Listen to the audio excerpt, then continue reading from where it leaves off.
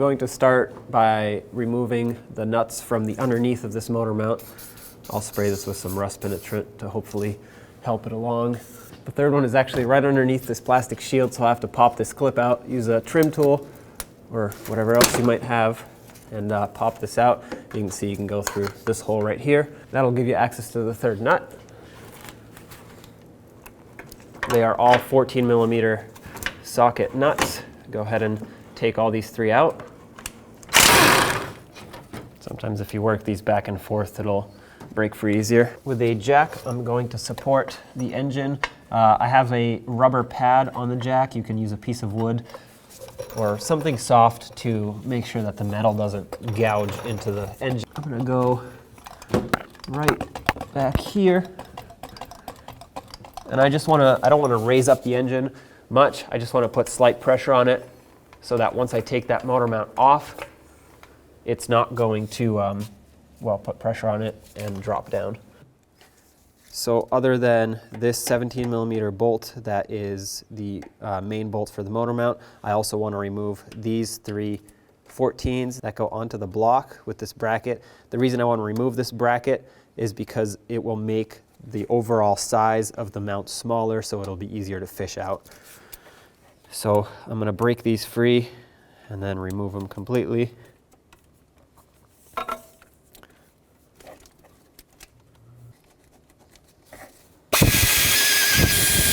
And now I'll remove this 17 millimeter bolt here.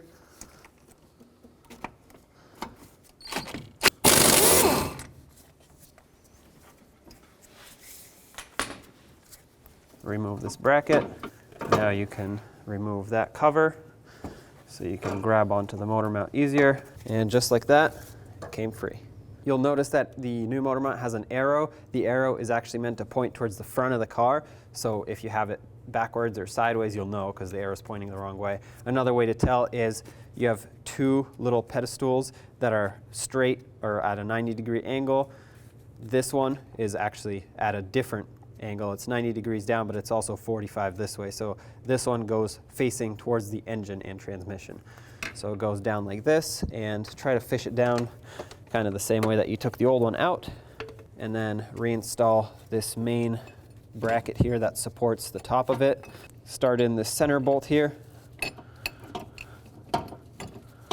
I'm going to thread it on, but I won't tighten it until all the other bolts are tight, just so that I can still have a little bit of play in the bracket and the engine mount.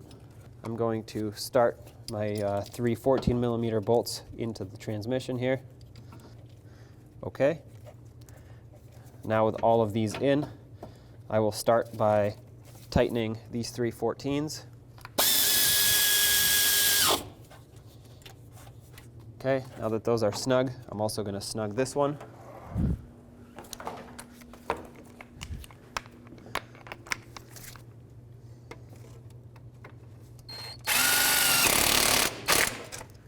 Now we'll torque them. Torque this top bolt to 64 foot-pounds. I am using a very long extension because there's no other way to get my torque wrench in there, so keep in mind that extensions do alter the torque. You actually get less at the end of your extension than you actually put in. So once it beeps, I'm going to go a little extra to ensure that it's properly tightened. These three you can just make nice and tight with your ratchet as well as the bottom ones. I'm going to use my long ratchet and just make sure that these are nice and snug. Don't go too crazy on these because you can strip out the threads. All right, that's tight. That one's tight. Last one. All right, that's nice and tight. Now let's go put on the three nuts on the bottom. I'm gonna remove the jack from underneath the engine and let the engine rest on the motor mount, and now we'll go put on the three nuts. Start on these three nuts by hand, just to make sure they don't cross thread.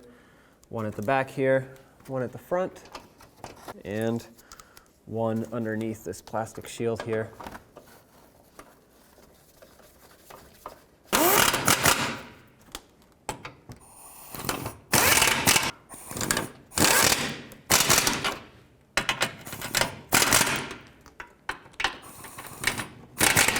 All right, that's nice and tight. I didn't find a torque spec for these, so I just went with tight. If you're doing these by hand with a hand ratchet, not an air gun, you can bottom them out and then maybe go about half a turn, maybe 3/4 of a turn, just to ensure that they are properly tightened. One last thing is to put on this plastic clip to hold the splash shield back up. If for some reason this broke for you, or you didn't even have one, just go ahead and put something in so this doesn't flop around as you drive down the road. Other than that, you're all set.